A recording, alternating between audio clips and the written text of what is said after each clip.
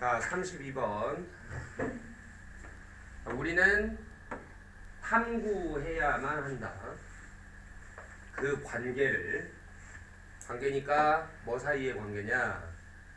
이 아동용 영화 제작과 소비 습관들 사이의 관계를 탐구해 봐야만 한다. 그러니까 어린이용 영화의 제작과 소비 사이의 관계를 한번 탐구해 봐야만 한다. 이 둘 사이에 무슨 관계가 있길래? 자, 텀 뭐예요? 용어. 이 아동용 영화라는 용어는 의미한다. 소유권을 누구에 의한 소유권? 아이들에 의한 소유권. 이게 뭐 진짜로 뭐 소유한다는 의미는 아닐 테고 아이들 전용이다. 아이들 거라는 얘기겠죠. 그렇죠. 아동 영화라는 건 당연히 아이들이 전유하는 거다라는 뜻일 텐데, 즉 그들의 영화라는 거다. 그들은 아이들이겠죠. 아이들 영화야. 아동용 영화라는 거 정말로. 그러나 이건 너무 뻔한 얘기였고, 그러나 영화들은 이게 만들어진이 돼야 되겠네요. 그러면 어떤 영화들은 supposedly는 부사잖아요. 부사인데 우리말로는 얘를 1대1 번역을 하기가 되게 힘들어. supposedly는 뭐라고 하더라 라는 이런 뉘앙스를 주는 부사거든요. 그러니까 우리말로는 이런 게 문화적으로 아예 없기 때문에, 이런 부사가 아예 없기 때문에 그냥 이 정도의 느낌입니다. 만들어졌다고 하는, 이제 이 정도예요. 만들어진 영화인데 만들어졌다 하는, 뭘 위해서 만들어졌다고 하는, 아이들을 위해서 만들어졌다 라고들 흔히 하는 그런 영화들이 항상 소비되어 왔다. 자, 아동 영화라는 걸 너무나도 당연하게 누구 영화다? 아이들 영화다. 이게 너무 당연한 얘기를 하더니 그러나가 나오고, 이제 근데 소비는 그러면 어떻게 누구에 의해서 됐냐라는 얘기가 나왔으니까 아마 아이들이 아닌 사람들에 의해 소비가 된다는 얘기가 나오겠죠.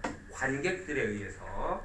네, 무슨 관객들이니까 all, 모든 연령의 관객들에 의해서 소비가 되어 왔습니다. 만든 건 뭐야? 그러니까 제작이네. 그러면 그렇죠? 제작은 아동용 영화에 아까 첫 문장에서 뭐래? 제작과 소비 간의 관계를 탐구해보자라고 했거든요. 바로 이 말이었군요. 그러니까 제작은 분명히 아이들을 위해서 됐는데 소비는 지금 누구? 아이들만을 위한 게 아니다라는 얘기가 됐죠. 특히 어디에서는? 상업 영화들에서는 특히. 네, 이렇게 얘기하니까 이 현상 자체가 이해가 안 되진 않는 것 같아요. 뭐 디즈니 애니메이션이 나왔다. 분명히 뭐 아동용 영화로 분리되지만 어른들이 얼마나 많이 보러 갑니까? 그렇죠? 똑같아요. 그래서 이 상당한 considerable, 상당한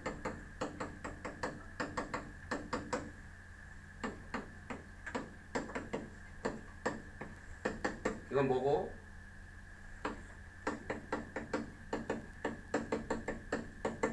생각이 깊다는 뜻이고, 생각.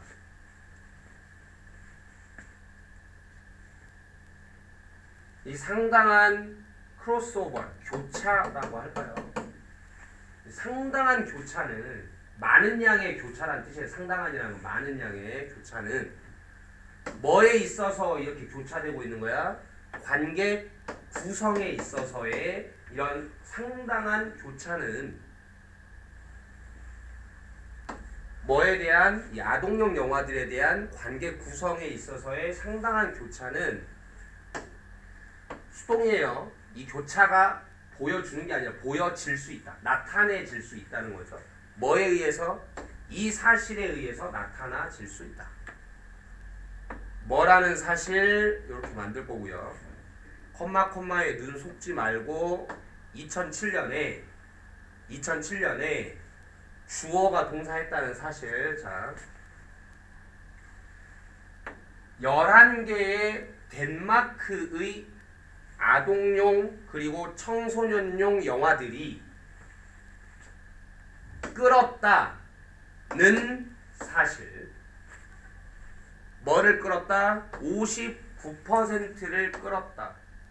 뭐의 59%를? 이 극장의 어드미션들, 극장의 입장들의 59%를 끌었다. 11편의 이 아동 청소년 영화가 극장 전체 입장의 59%를 끌었대. 그러니까 뭔 말이야? 이 11편의 영화가 전체 관객 수의 59%를 차지했다 이거죠. 그리고 2014년에 독일 아이들의 영화가 차지했다, 구성했다.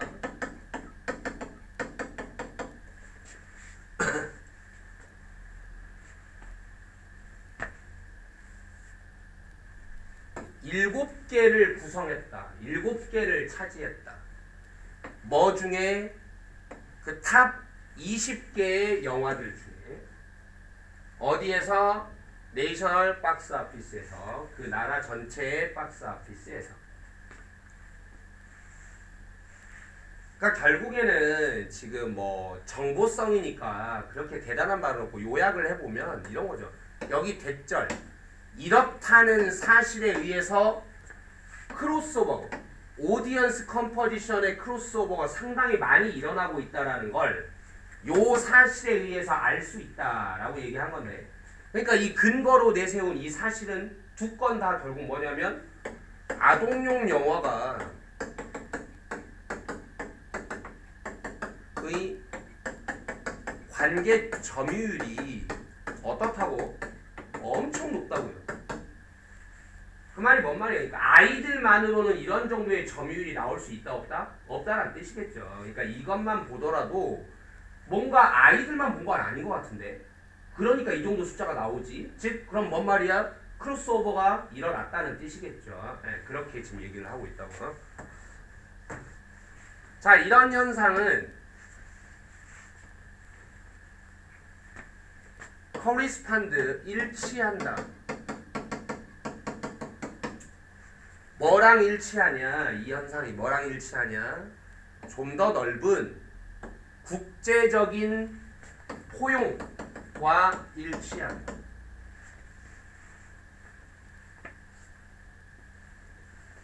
뭐에? 겉보기에는, 괜히 쓴 말은 아니겠죠. 겉보기에는 아이들의 문화인 것, 겉보기에는 아동용 문화인 것의 더 폭넓은 국제적인 수용과 일치한다. 그러니까 이게 지금 요렇게 넘어가 버리면 좀 두 가지로 해석할 수 있겠네요. 하나는 영화만의 문제가 아니라 뭐의 문제라는 거? 문화적으로도 아동용 문화는 어떻게 된다고? 전 연령층에서 수용되는 경향이 있다. 영화만의 문제가 아니라. 라든지 아니면 어느 한 나라만의 문제가 아니라 보다 세계적으로 이런 일이 다 공통돼 일어난다. 라든지. Among audiences of diverse ages. 다양한 연령의 관객들 사이에서의 요거에 대한 보다 폭넓은 국제적인 수용과 이 현상은 일치한다. 됐어? 그러니까 전 세계적으로 영화뿐만 아니라 아동용 문화인 것에 대해서는 항상 이렇게 다양한 연령대가 이걸 수용하는 현상이 일어나고 있다. 같이. 자, 옛 선입견은 어떤 선입견? 동격절이겠죠. 어떤 선입견? 아동용 영화는 어떤 다른 영역이다 라는 오래된 선입견. 어떤 다른 영역인데 separation 동사도 되고 형용사도 되거든요. 지금 여기서는 형용사로 쓴 겁니다. 분리된. 뭘로부터 분리된 별도의 영역이다. 뭘로부터 분리된, 일단 괄호는 건너뛸게요. 뭘로부터 한 좀 더 적절한 영화로부터 분리된, 누구에게, 어른들에게, 성인들에게 더 어울리는 적합한 영화로부터는 분리되어 있는 어떤 다른 영역. 그렇죠. 이다 라는 옛 선입견, 오래된 선입견은 뒷받침되지 못한다. 뭐에 의해서는? 그렇죠. 현실에 의해서. 뭐의 현실? 제작의 현실, 소비의 현실, 소비의 현실에서는. 지금 제작 아니라고요.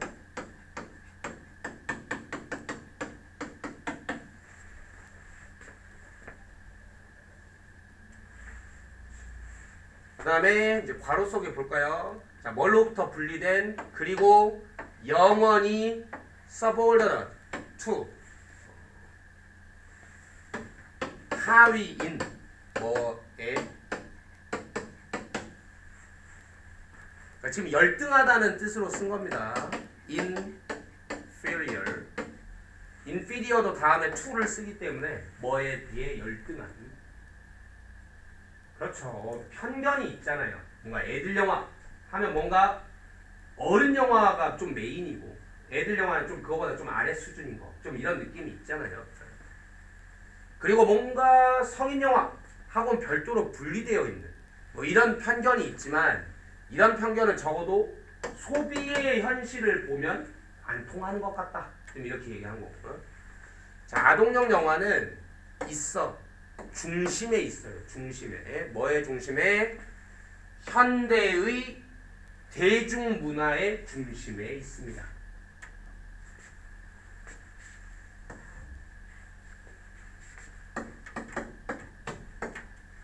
반대말,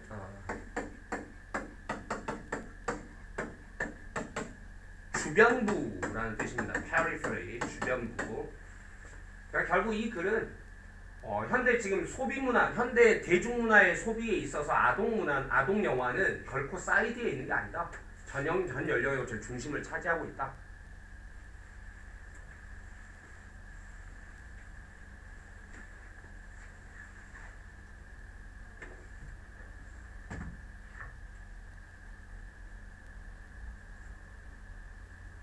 됐죠? 네. 그렇게 어렵지는 않았고, 다음 33번.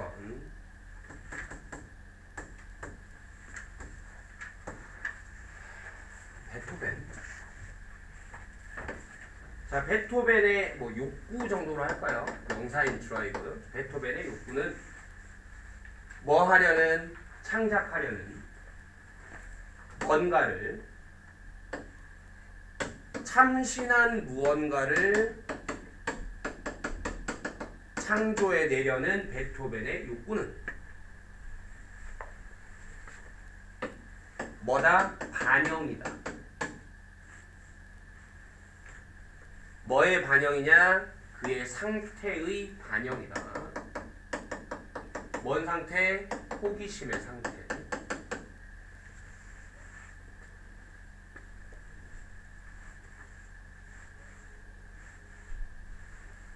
일단 말 그대로 해보면 베토벤이 뭔가 신박한 걸, 그러니까 새로운 걸 만들어내야 되겠다라는 욕구가 어디서 왔냐를 얘기하는 거죠.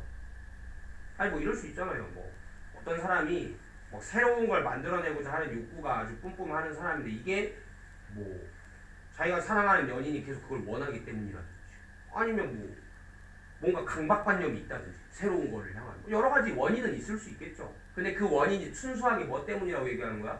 호기심 때문이다 라고 얘기한 겁니다. 지금 이 문장 알겠죠? 베토벤의 창작 욕구는 호기심에서 온 거다. 자, 우리의 뇌들은 경험한다, 보상의 느낌을 경험하게 돼. 즉 보상받는 느낌. 그러니까 보상의 느낌은 결국 뭐야? 쾌감이에요. 뭘 하면 기분이 좋아지는 거죠 지금. 그러니까 우리의 뇌는 쾌감을 느끼게 돼. 어떨 때? 우리가 창작할 때 뭔가를 새로운 무언가를 창작할 때 그 과정 속에서 뭐의 과정 속에서? 탐구하는 것의 과정 속에서 무언가를 뭔가 불확실한 무언가를 탐구하는 과정 속에서 새로운 무언가를 창작하게 될 때 우리는 뭐 하게 돼? 짜릿짜릿함을 느끼게 된다고. 보상의 느낌을. 뭐와 같은 한 프레이즈는 이제 문구이지만 음악에서 얘기할 때는 악절 정도로 할게 합해서 어떤 하나의 악절, 악장 같은 어떤 우리가 절대 연주해 보지 않은 혹은 우리가 들어보지 못한 이전에 그런 악장과 같은 뭔가 불확실한 걸 탐구하는 과정 속에서 뭔가 새로운 걸 창작해낼 때 우리는 그러니까 여기 이런 악장과 같은 거는 이거죠. 지금 something new의 예시였던 거예요. something new의 이런 거를 만들어내게 될 때 우리는 짜릿한 쾌감을 느끼게 됩니다. 자, 때 우리의 호기심이 이끌 때 뭔가로 참신한 무언가로 이끌 때 더 리절팅은 합해서 이렇게 그로 인한 이렇게 할 거예요. 그로 인한 보상은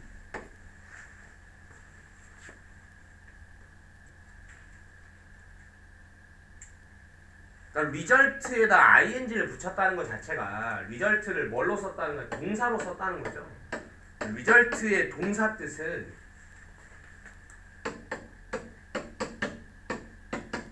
리절트는 100% 자동사입니다.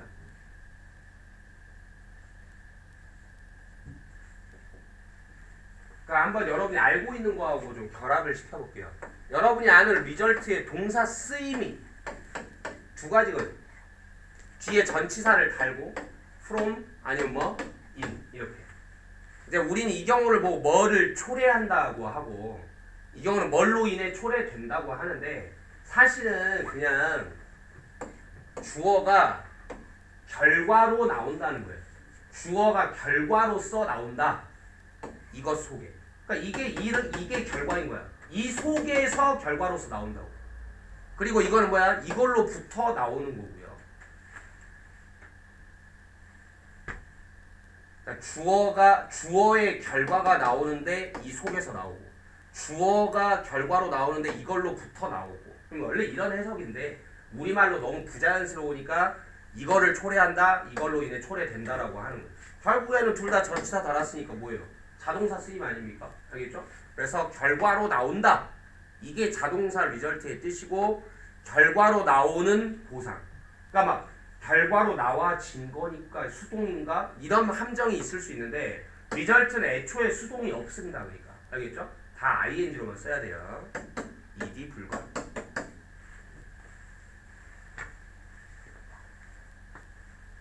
자, 우리의 호기심이 뭔가 새로운 걸로 이끌 때 그로 인한 결과는 가져다 줍니다.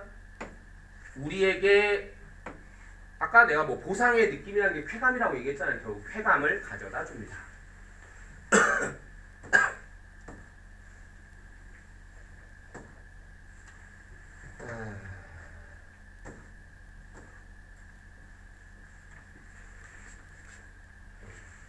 일단은 글을 좀 더 보고 얘기하죠. 자, 많은 연구자들이 모델 해봤다 이거예요. 모델을 동사로 써서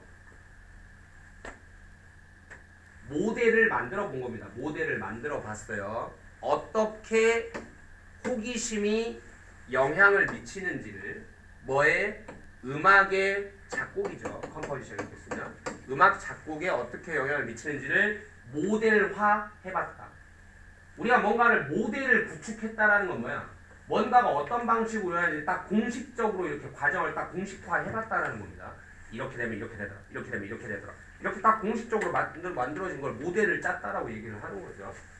호기심이라는 게 어떻게 작곡에는 영향을 미치는지를 한번 모델화 해봤다. 그랬더니 이제 베토벤의 경우에서는 컴퓨터 모델링을 해봤더니 이 컴퓨터 모델링이 집중했다. 뭐에? 32개의 피아노 소나타들에 집중해봤다. 쓰여진 13세의 나이 이후에 쓰여진 32곡의 피아노 소나타들에 집중해봤다.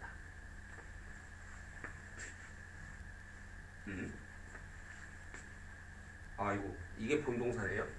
그럼 다시 집중된 이렇게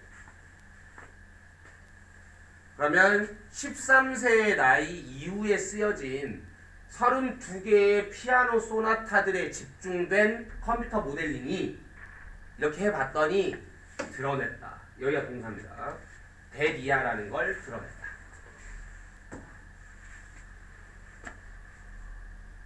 음악의 패턴들이 발견되는 어디에서 발견되는 전부에서 뭐의 전부죠? 베토벤의 음악 전부에서 발견되는 음악적 패턴들이 감소했다.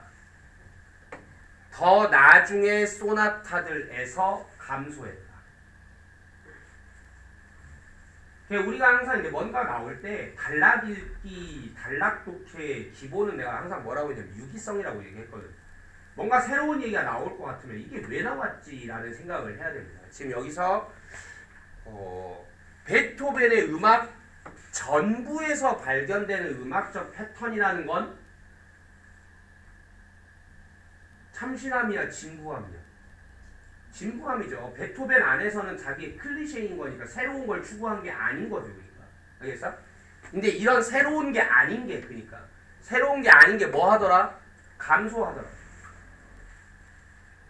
어디에서는? 나중에 소나타들에서는 참신하지 않은 것들이 나중으로 갈수록 감소하더라. 그리고 또 우리가 원래 얘기하던 건 새로운 거니까 그럼 새로운 건 비중이 어땠다는 거야? 클리셰는 점점 낮아졌다고 했으니까 새로운 거의 비율은 증가했다라는 얘기가 되겠네요. 그러니까 뒤로 갈수록 베토벤의 13세 이후에 쓰여진 피아노 소나타 곡들을 다 점검을 해봤더니 뒤로 갈수록 뭐 하더라? 창의성의 비중이 커지더라. 지금 이렇게 얘기를 하는 거죠. 자, 뭐하는 반면에 참신한 패턴들은 뭐를 포함하는? 패턴들을 포함하는 어떤 독특한 한 특정한 소나타에만 독특했던 패턴들을 포함하는 참신한 패턴들은 뭐 했던 반면에? 증가했던 반면. 그러니까 공통되게 나오는 건 클리셰인 거고 한 곡에만 적용한 게 창의적인 거일 거 아니에요. 한 곡에만 적용하는 그런 패턴들이 나중으로 갈수록 높아지더라. 그러면 이 말에 따르면 베토벤은 나이가 들어갈수록 지금 뒤쪽으로 갈수록 점점 창의성이 더 증가했네요. 그리고 이 글은 뭐가 창의성을 이끈다고 그랬어? 호기심이 창의성을 이끈다 했으니까 뭔가 베토벤은 지금 나이가 들어갈수록 호기심이 점점 많아졌나 봐요. 다시 말해서 베토벤의 음악은 예측 가능해졌다고 하면 안 되는 거잖아요. 그러니까 뭐야 가면 갈수록 창의적이게 된 거 아닙니까? 그러니까 뭐야 덜 예측 가능해졌다. 이런 거 뭐 장난질 모어면은 뭐 unpredictable 이렇게 와야 되겠죠?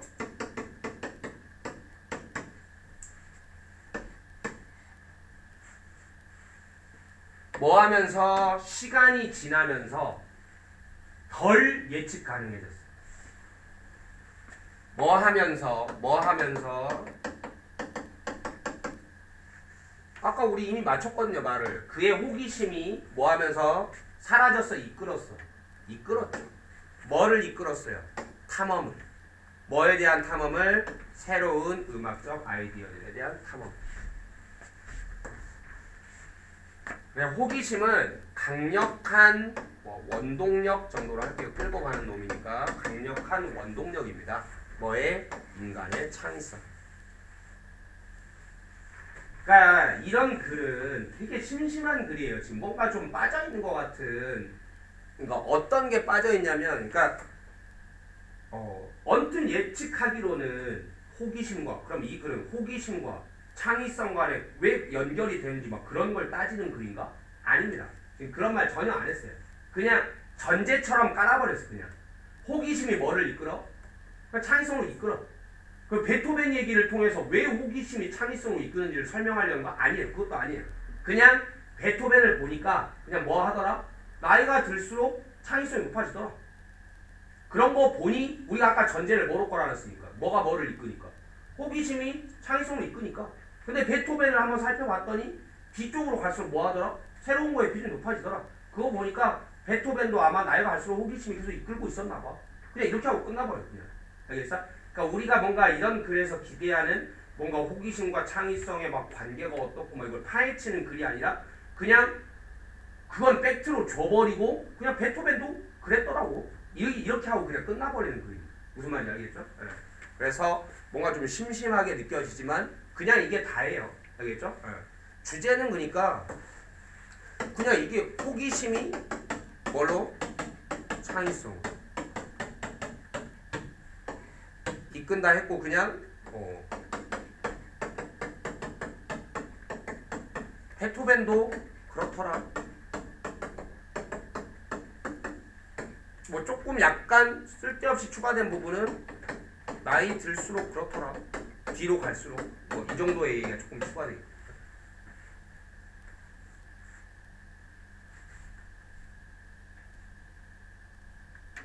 됐죠?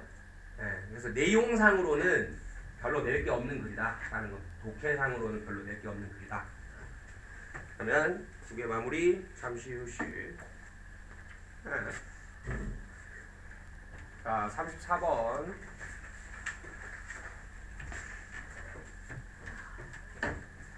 자, 이 기술자들은 항상 어디에 있냐? 룩아웃에 있다 라고 얘기할 때 어디에 있다라고 얘기할 때 뭐 전치사에 따라 느낌이 당연히 달라지겠죠. 오는 중입니다. 그러니까 찾는 중에 있다 이 정도의 뜻이 되겠죠. 찾는 중이다요.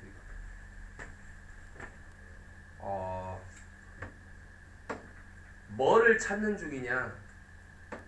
수량화할 수 있는 측정값들을 항상 찾는 중이다. 항상 찾고 있다. 기술자들은. 뭐 어려운 말은 아닌 것 같아요. 기술자라는 말과 수량화, 측정값 뭐 이런 말들은 쉽게 호응을 일으킬 수 있는 말이죠. 기술자니까 당연히 눈대중으로 하면 안 되겠고 당연히 딱딱 들어맞는 수치들이 있어야 되겠죠. 이 사람들은 이걸 그래서 늘 찾고 있다고 했습니다. 늘.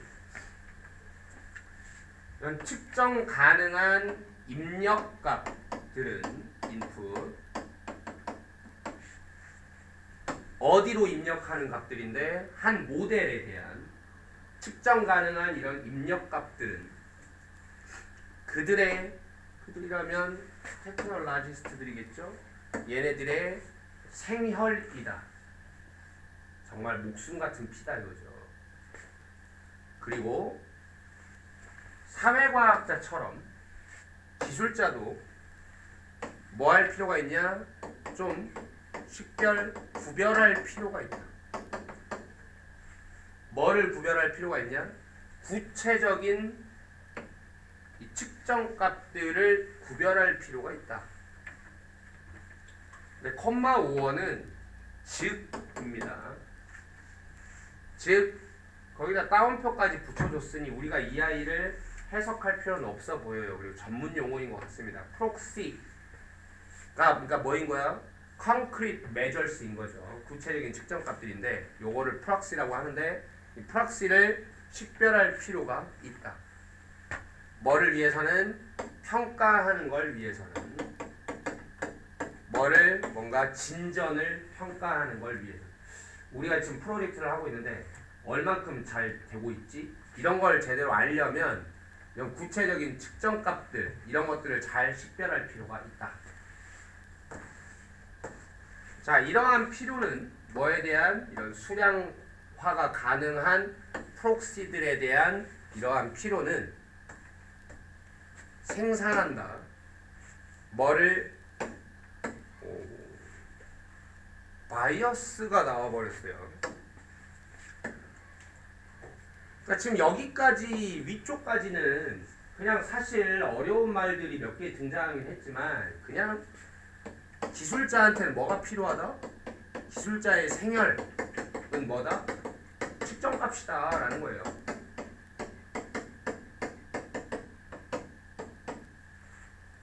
그러니까 기술자들은 이걸 소중하게 여겨야 된다. 이 정도라고 볼 수 있습니다. 근데 이렇게 가버리니까 이런 기술자들이 측정값을 필요로 하는 이런 게 뭐를 만들어낸다? 하나의 편견을 만들어낸다 했어요. 그러니까 좀 여기서 이제 이렇게 하고 여기서부터는 좀 너무 심하다 좀 이런 쪽으로 지금 가고 있어요. 너무 심하다 니네 이렇게. 필요한 건 당연한 건데 그건 알겠는데 좀 너무 심하게 좀 하는 거 아닌가. 그래서 오히려 편향되는 정도까지 뭐를 향한 편견을 만들어내버려. 당연히 얘네들이 측정하는 쪽으로 너무 편향되어 있는 거죠. 측정하는 것을 향한 것들을 어떤 것들을 측정하는 것 쪽으로 쉬운 뭐 하기에 쉬운 수량화하기에 쉬운. 그러니까 결국 수량화하는 거를 너무 중요하게 생각하다 보니까 어떤 것만 하려고 해? 수량화하기가 쉬운 것만 하려고 하는 거 아니냐 이거지.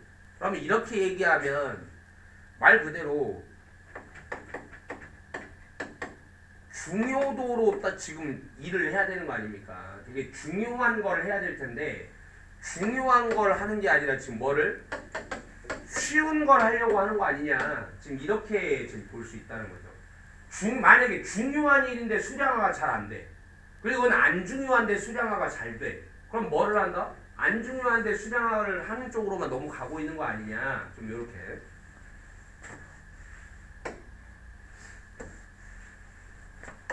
자, 그러나 이 단순한 측정들이 데려갈 수 있어요. 여기 단순하다는 얘기는 왜 나왔을까요?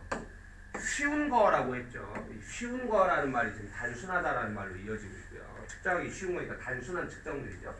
이 단순 측정들이 데려갈 수 있어. 우리를 더욱더 멀리로. 뭘로부터 더욱더 멀리로? 그렇죠. 내가 좀 더 얘기했잖아요. 중요한 목표들로부터 멀리로.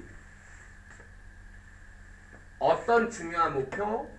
우리가 정말로 그것에 대해 신경 쓰는 중요한 목표들로부터 멀리로. 그런데 그것들은 이군요. 여기 조금 중요하네요.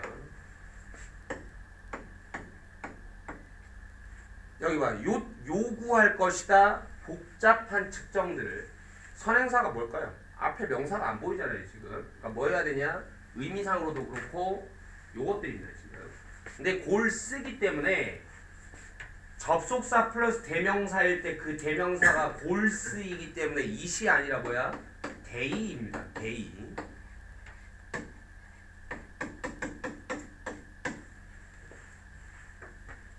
우리가 정말로 신경 써야 되는 중요한 목표들로부터 멀어져 버릴 수 있어.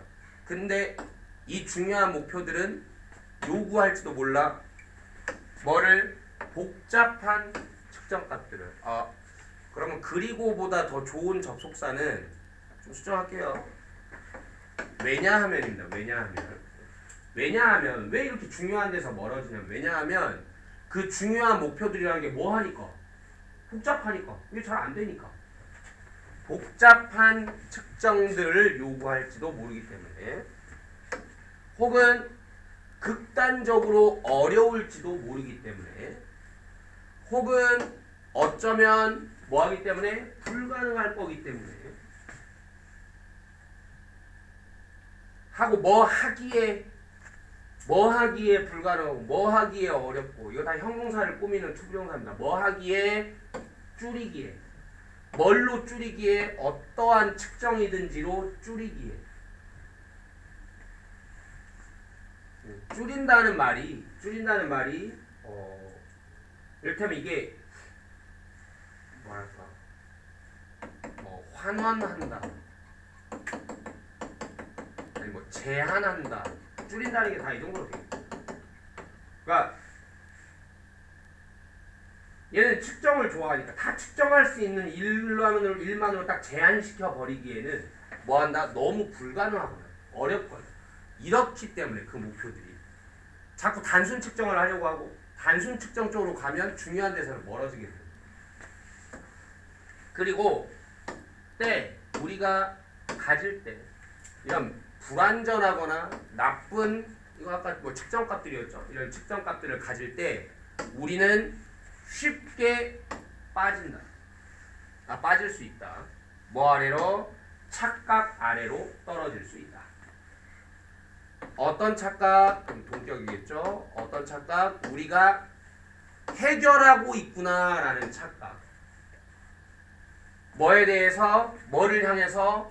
좋은 끝을 향해서 우리가 지금 가고 있구나라는 착각. 뭐 없이 근데 실제로는 뭐 없이 만드는 것 없이 뭐를 만드는 것 없이 진정한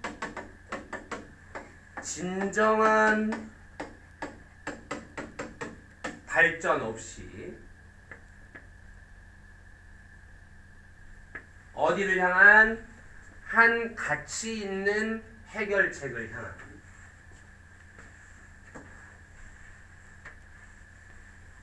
worthy는 이렇게 꾸며주는 형용사 역할을 하는데 가치 있는이라는 worth는 꾸며주는 자리에는 못 씁니다. 알겠죠? worthy, worth 같은 자리에 못 써요.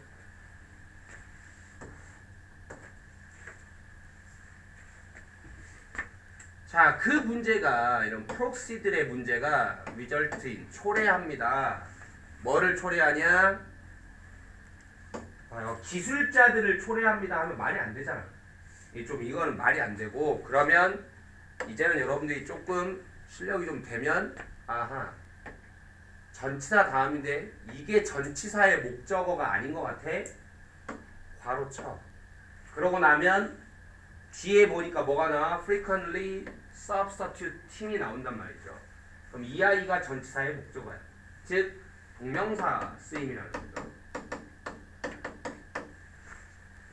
그러면 우리가 괄호 쳐놓은 이 사람들은 뭐인 거야? 동명사의 의미상의 주어가 되는 거죠. 그럼 기술자들이 빈번하게 교체하는 것을 초래한다. 이렇게 나와. 뭐를 교체하냐?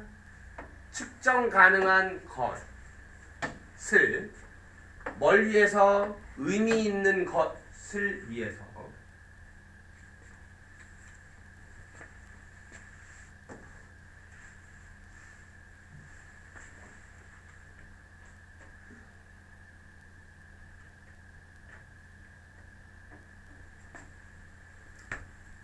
이게 좀 잘 보셔야 돼요. 그러니까 substitute라는 단어를 우리가 쓸 때 교체를 하잖아요. 교체를 하는데 우리 뭐 A랑 B랑 교체를 하면 이 둘이 어차피 뭐 A를 B랑 교체하든 B를 A랑 교체하든 이건 뭐 어차피 등가 아닌가? 교환 법칙이 성립되니까 A하고 B가 누가 어느 자리에 오든 결과값은 똑같은 거 아닌가라고 생각할 수 있는데 substitute는 안 그래요. A, B가 교환이 안 됩니다.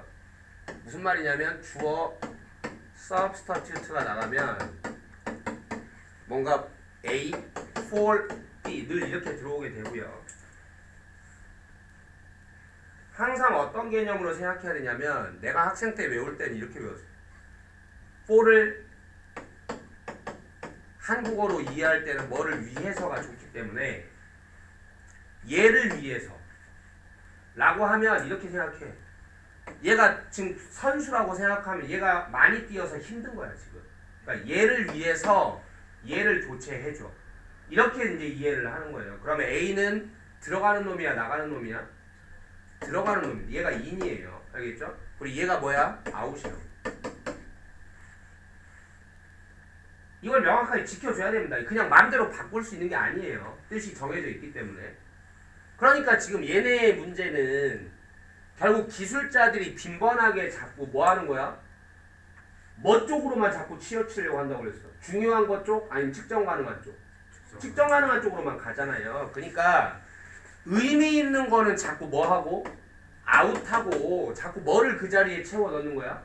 측정 가능한 것만 자꾸 인을 시킨다라는 뜻이란 말이에요. 뭔 말인지 알겠어요? 그러니까 이 양자가 서로 바뀌면 안 됩니다. 지금. 알겠죠? 네, 그러면 거꾸로가 돼버리는 거예요. 의미 있는 거하고 그 다음에 측정 가능한 거하고.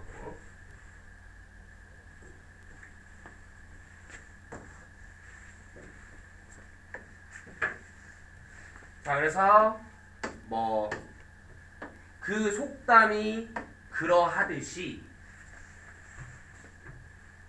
이거 우리가 천일문에서도 봤던 문장인데 기억나려나? 모든 것이 다 어떤 모든 거? 네. 여기서 끊겨야 돼요. 카운트도 본동사고 캔도 본동사라서 이렇게 끊기면 그냥 관계사절이 그냥 여기까지인 거야. 그럼 카운트가 목적어가 없는 거예요 지금. 그러니까 주어도 없고 목적어도 없으니까 관계사의 빈틈은 하나여야 돼. 그러니까 주어는 없으면 이게 주격 관계되는 거야. 왜? 빈틈이 주어하고 목적어가 있다면 카운트가 자동사면 되잖아요. 근데 주어 자리를 메꿀 수가 없다고. 알겠죠? 그러니까 카운트가 지금 뭘로 쓰였다? 자동사로 쓰였기 때문에 뭐를 세는 게 아니라, 알겠어? 뭐를 세는 게 아니라 자동사일 때 카운트, 즉 목적어가 없을 때 카운트는 중요하답니다. 중요하다. 그럼 동사 뭐 matter하고 똑같다는 얘기죠? matters 이렇게. 그러면 중요한 모든 게 다 can be counted. 이건 지금 수동이 됐다는 얘기는 목적어가 있기 때문에 수동을 만들 수 있는 거예요. 그러면 세다라는 뜻이 된 거고, 그러면 뭐야? 세질 순 없다 이거지. 중요하다고 해서 모두 다 세질 수 있는 건 아니다. 그러니까 여기 카운트가 뭐야? 본문에 있는 단어로 만약에 변형해 쓴다면 뭐? measured인 거죠. 중요하다고 해서 다 측정될 수 있는 것도 아니고, 그리고 또 같은 방식 이렇게 되는 거니까 측정될 수 있는 모든 게 다 또 중요한 것도 아니죠. 됐죠? 네. 천일문상 기억나?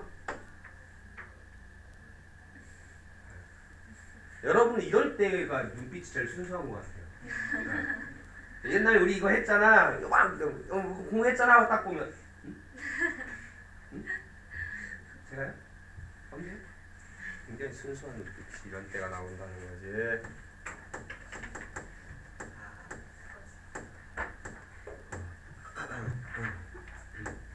방금 태어난 아기 마냥.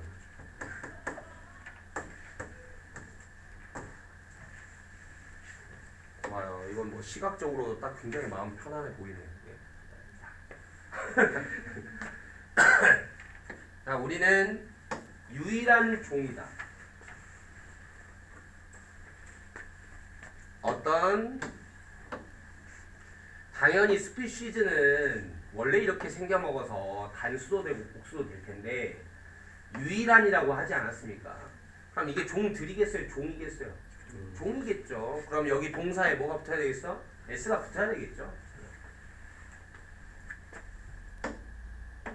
자기의 음식에다가 시즌을 하는, 양념을 치는 유일한 종입니다.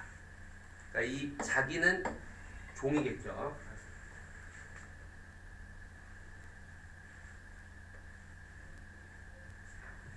deliberately, 의도적으로, ing니까 이 콤마 찍고 들어간 거야. 바꾸면서, alter, 바꾸다.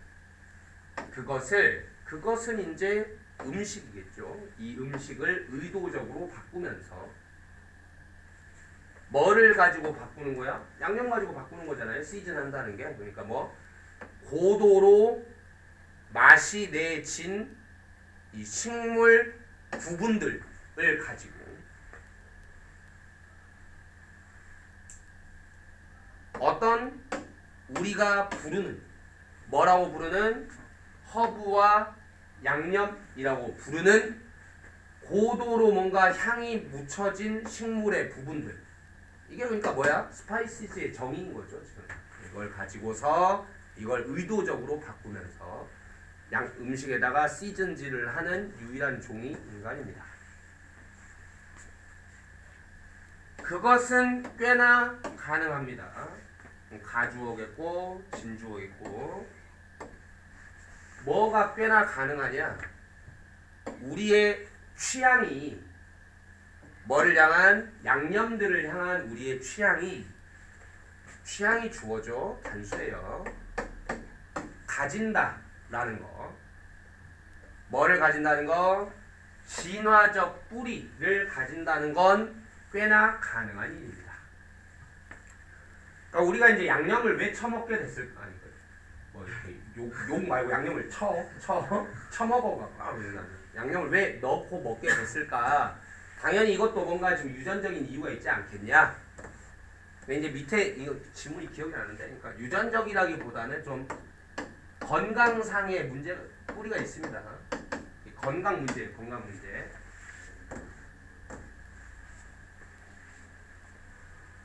자, 많은 이제 본론 시작이죠. 여기서부터 이제 많은 양념들은 다 가지고 있어요. 이게 건강하고 무슨 관련이냐? 양념이라는 게 많은 양념들을 가지고 있습니다. antibacterial property를 가지고 있어요. 그러니까 뭐 항균 속성들을 가지고 있습니다. 사실 흔한 이 시즈닝들은 양념이라고 할게요. 흔한 양념들은 뭐와 같은 마늘, 양파 그리고 오레가노가 뭐야? 이거 왜 이리 오래? 이거 굉장히 오레가노. 이것도 양념 일종인가 보죠? 아, 너무 단순한 거라서 내가 하기엔 좀 그랬는데. 고차원적인 것만 하지. 이거 너무 1차원적이잖아요. 나는 이렇게 한 글자씩이라도 비트는 걸 좋아하는데. 오레가노. 자, 마늘과 양파와 오레가노 같은 이런 흔한 양념들은 이 녀석이 주어, 이게 동사. 막습니다. 인히빗이에요. 인히빗. 헤빗이 아니라 금지하다, 막다. 뭐를? 성장을. 뭐의 성장을? 거의 모든 박테리아의 성장을 실험됩니다. 근데 뭐 우리가 이제 박테리아가 단수 복수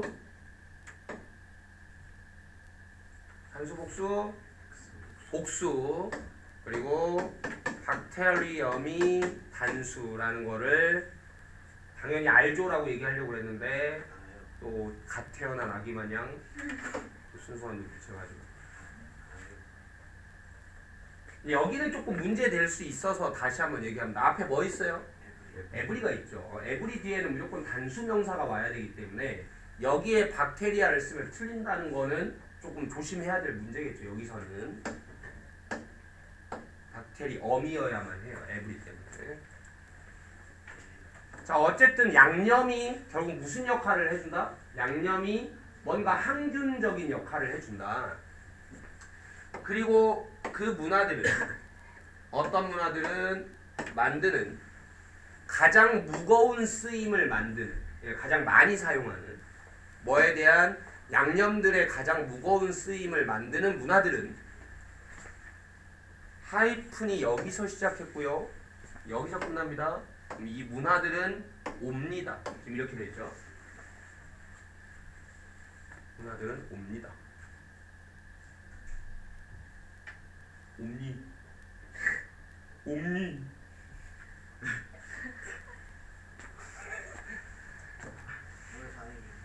어? 아, 그래?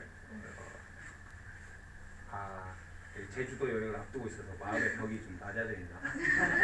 뭐든 받아들여 주겠다 막 이러니까 다 기분 좋다 뭐 이렇게.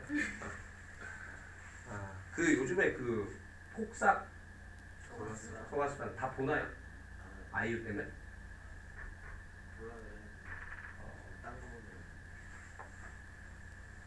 본 사람 손들어.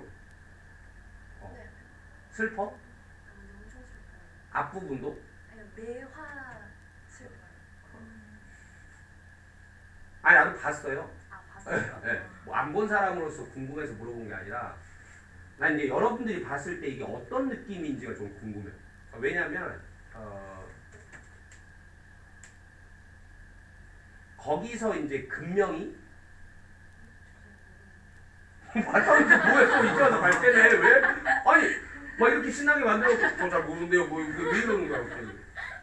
아니 그 첫 번째 아이유 말고 그 아이유가 낳은 이제 아이 아 네. 두 번째 세대. 그러니까 이게 아이유가 그 뭐야 1인 2역을 해. 아이유 딸이 아이유로 나오는. 무슨 말이냐면 이제 먼저 살았던 엄마의 어렸을 때 역할도 아이유가 하고 이 엄마가 낳은 딸의 어렸을 때 모습을 또 아이유가 연기하고 그렇게 하는 1인 2역을 하는 건데 내가 이제 2세대 얘기하는 거야. 2세대 아이유가 거의 극 중에서 보니까 78년에 태어나더라고요. 내가 78년생이잖아요. 그러니까 나의 어머니가 이제 아이유 1세대인 거고 말하자면 그러니까 내가 바라본 외할머니가 이 아이유 1세대의 엄마인 거죠. 그러니까 이 이야기는 이 아이유 1세대의 엄마 때부터 사실 시작하거든요. 그러니까 내가 바라본 어렸을 때 외할머니 시절부터의 딱 일치하는 이야기. 나는 진짜 펑펑 울었어요. 진짜. 너무 눈물이 나서 못 보겠더라고 정말. 네, 가슴이 미어져서 못 보겠더라고. 그러니까 이제 그 폭삭 소가수당이라고 제목이 맞나요? 네. 그러니까 그냥 한마디로 얘기하면 여자의 일생이에요. 근데 여기에 이제 부제를 약간 덧붙이자면 그 시절 여자의 일생 내지는 그 시절 뭐 엄마의 일생 뭐 이제 이런 겁니다. 그 시절이라는 건 어떤 시절이야? 정말 뭐 남녀 평등이고 뭐 이딴 거 없고 그냥 자식 낳으면 여자는 뭐 일이나 시키고 남자는 뭐 어떻게든 성공시키고 아무리 병신 같아도 이런 시대. 아니면 뭐 그 시절이랑 또 어떤 시절이 너무 없는 시절. 너무 없는 시절. 그래서 항상 뭔가는 희생해야 한다면 또 여자가 희생해야 하는 그런 시절. 이런 시절에 관한 그런 시절을 살아온 여자의 일생이라고 생각하면 돼요. 내가 바라본 엄마의 일생이 그랬거든. 내 엄마의 일생. 그리고 내가 어렸을 때 바라본 내 엄마를 낳아준 외할머니의 일생. 이제 이런 게 그 내가 어렸을 때 보더라도 이렇게 외할머니는 그 왜 본 사람들은 알겠지만 그 1세대 아이유의 엄마 진짜 해녀거든요. 제주도 얘기라서 해녀인데 굉장히 막 본인을 희생해 가면서 이제 해녀 일을 오래 하다 보면 잠수병에 걸리게 돼요. 혈압 문제 때문에. 아무튼 잠수병에 걸려 죽게 되죠.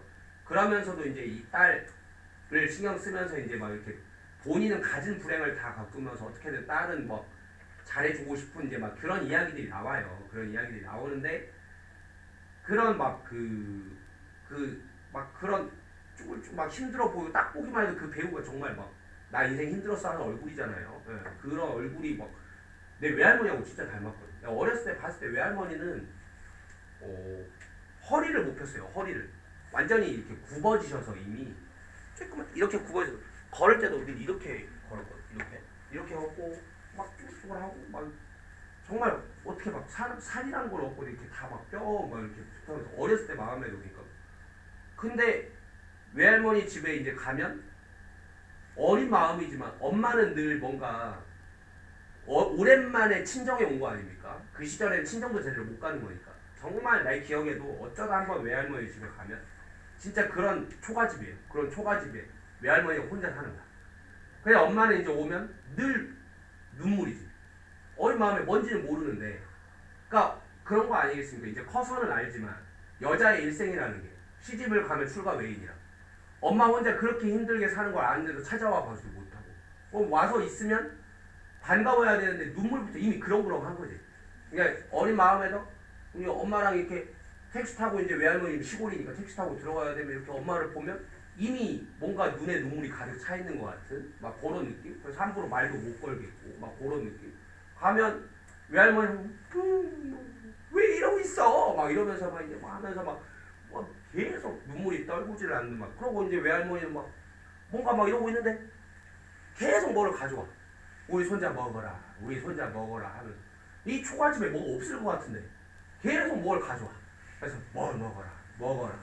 하고 이렇게 막 진짜 고생해서 뭐 이렇게 꺼내서 돈 막 몇만 원을 막 이렇게 주면 그 어린 마음에도 못 받겠는 뭔가 막 이런 거. 아니 이 할머니 뭐 아무것도 없을 것 같은데 왜 자꾸 주지? 그럼 엄마는 또 옆에서 지켜보면서 그만 좀 해, 그만 좀 해, 막 이렇게 하고 그다음에 또 이제 뭐 그러다가 이제 뭔가 이게 싸우는 건가 슬픈 건가 어린 마음에 잘 모르겠다가도 갈 때 되면 또 하염없이 또 우시고 막 이렇게 하는 막 이런 것들이 딱 나는 또 결국 남해안 출신이니까 거기가 제주도잖아요. 되게 비슷한 거야.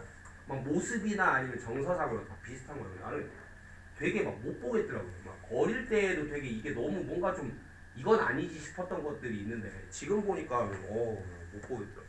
근데 그러니까 내가 얘기하려던 거는 뭐냐면 요즘 여러분들이 그 시절에 그걸 봤을 때 뭐가 슬픈 건지를 아는지가 좀 궁금했어요. 그러니까 나는 완전히 오버랩이 되는 거예요. 그러니까 내 어렸을 때의 모습이 너무 오버랩이 돼서 막 내 엄마의 불쌍, 어린 시절에 바라봤던 내 엄마의 어떤 한, 그 다음에 그걸 넘어서는 이제 외할머니의 한, 막 이런 것들을 이렇게 나는 이렇게 봤으니까 이게 직접 느껴지고 그러는데 여러분들은 이제 직접 겪지는 않았을 거 아니에요. 풍요로움의 시대에 태어나서 그런 것들이 물론 공통의 정서로 불쌍해 보이기는 하겠지만 단순한 불쌍함을 넘어서는 뭔가가 느껴지는 건지 아닌지 그게 좀 궁금하긴 했어요. 그래서 물어보려고 했었던 건데 또 많이들 안 보나 보네 생각보다.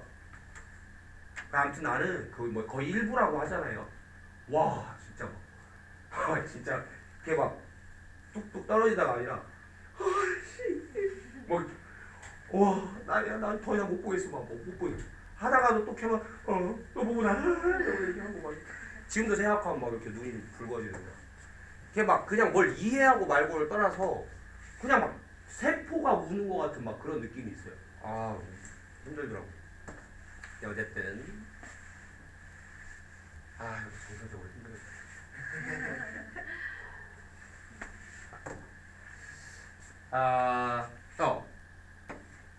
양념들의 가장 헤비한 사용을 만들어내는 문화들, 그런 문화권들은 양념을 제일 많이 사용하는 문화권들은 옵니다. 문화들은 옵니다. 뭘로부터? 더 따뜻한 기후들에서 옵니다. 그러니까 따뜻한 기후가 양념을 많이 사용한다는 거죠. 왜냐하면 잘 보세요. 콤마 관계사야 이것도 어쨌든. 근데 관계 부사지. 우리가 항상 했던 건 콤마 관대였는데 콤마 관대는 저 플러스 뭐였는데 대명사였는데 콤마 관 부란 말이죠. 그럼 요거는 저 플러스 뭐다? 부사. 이렇게만 만들면 똑같은 거거든요. 그러니까 왜냐하면 거기에서는 이렇게 만들면 되죠. 왜냐하면 거기에서는 이 세균성 상함이 음식 상함, 세균성 상함이 뭐니까 더 큰 문제가 되니까요. 그리고 이제 사이로 들어가 볼게요. 생각해봐라. 일종의 명령문이죠. 지금 뭐에 대해서 마늘과 후추에 대해서 뭐에 태국 음식에 따뜻한 나라죠. 그러니까 그 다음에 또 뭐 생강과 코리앤더라는 것도 뭐 그건가 보죠. 우리말로 고수. 이게 고수야. 인도의 고수. 그 다음에 또 이것도 더운 지방이죠. 그러니까 그 다음에 칠리페퍼 멕시코에 이런 것들에 대해 생각해보라. 즉 뭐야? 양념을 가장 많이 쓰는 문화는 따뜻한 지역에서 온다. 왜냐하면 거기는 이런 세균 때문에 상하는 게 큰 문제니까. 대조적으로 가장 가볍게 양념된 요리들은 보통 영국 영어에서 많이 사용하는 요리라는 단어입니다. 대신 미국 영어에서 잘 안 쓰고 가장 가볍게 양념된 요리들은 또 여기 건너뛰면 요리들은 더 추운 기후들에서 옵니다. 자, 뭐 요리들 도즈 뭐의 스칸디나비아와 북유럽의 요리들. 우리의 독특하게 인간적인 관심은 뭐에 대한 맛에 대한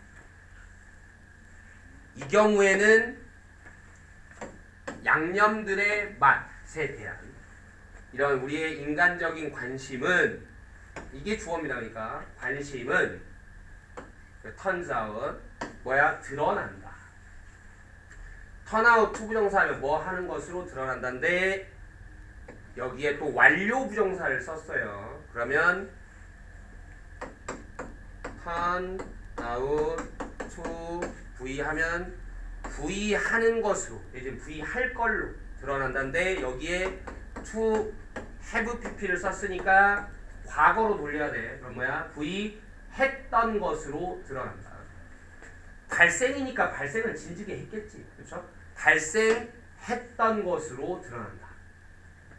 뭐로서 발생했다? 문제로서. 뭐의 문제? 삶과 죽음의 문제로서. 건강상의 문제라는 문제입니다. 됐어요? 네. 오케이.